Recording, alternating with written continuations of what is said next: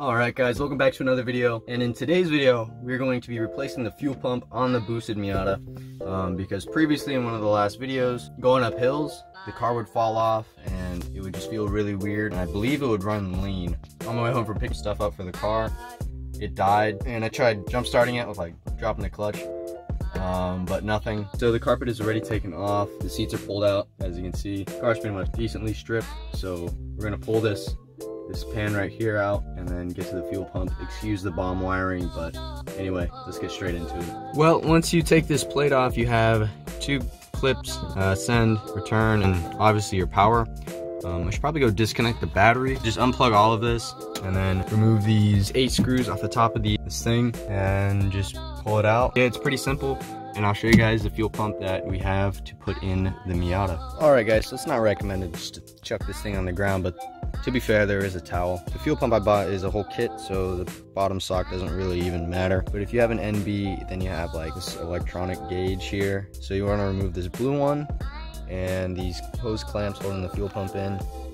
Oh, and be careful of that. So it should just slide out when you take this hose clamp off and then these wires out. Let's get into that and then throw our new fuel pump in. Alright guys, so the fuel pump is out. Depending on what kit you use, if you're just running stock, you want to keep this top plug here so you can actually plug it into the OEM unit. I'm just going to clip it off and then follow the directions that are on the pump. Blue is positive, black is negative, so that should be fairly simple to wire up. But as for the kit that I'm using a Deatschwerks kit, to be specific, a Deatschwerks 300 liter per hour fuel pump. I got this from Fab 9 Tuning for around $160. I think that's a pretty good price. Here's instructions, and then the pump itself.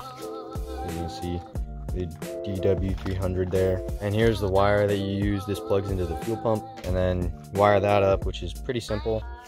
And then you get a new sock, some hose clamps, a hose, whatever this thing is for. Alright guys, here are the fuel pumps side by side. This is the new one, obviously, and then the OEM, pretty sure this is the factory run from 2000. It's not the best heat shrink application I've done, but it's good to have it there so the wires don't touch and spark and blow you up. I gotta remove this cap, throw this guy on with some hose clamps to connect it to the sending tube, and then we'll throw it in the car and then prime it and see how it goes. You don't want your lines this tight. I mean, it's a stationary unit, it's not going to do much moving at all, but you know, just give it some slack so it's not getting caught in anything, unlike mine.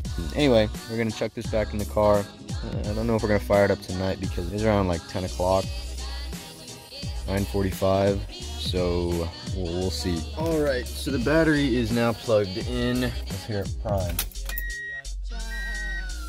No gas. And that means it's not priming. We'll give it a crank and see what happens. Still getting no fuel, so that's weird. Gonna have to check fuses and see what the hell is going on. Well, as you can see there, that is a blown fuse, what I had partly suspected. So if you come up here to the fuse box area, whoa, it is right at the engine, 15 amp fuse, so I'm guessing this is what's stopping it from sending fuel. Alright, back in the whip. Fuse changed out, battery is plugged in. You can hear it fucking beep again. Alright. Is it priming? Don't know, let's find out. Dude, I hear fuel. I don't know about you guys, but that thing is pumping. Oh, I'm so fucking stupid. Dude, the fuel's coming out of here. It shot all on the firewall, and I thought it was... God damn it, it's late. Anyway, let's hook this up and fire the car up. Alright guys, I figured out what it was. It was the O2 sensor. Everything's running good. We have a check engine light from it because I just unplugged it. AFRs are pretty good, 14.5, running really good. Rich is out, which is fine, doesn't matter. It's still cold, warming up. Anyway, certified dub. Car runs again.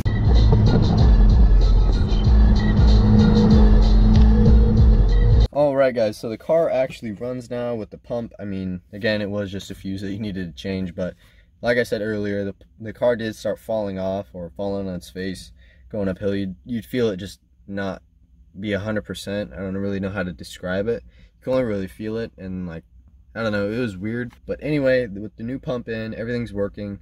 we've put about 100 miles on the pump, and everything's working really good. No issues with it. I filled it up once and then half of a tank. So, I mean, it's all working. And, you know, we should be ready to throw the turbo on soon.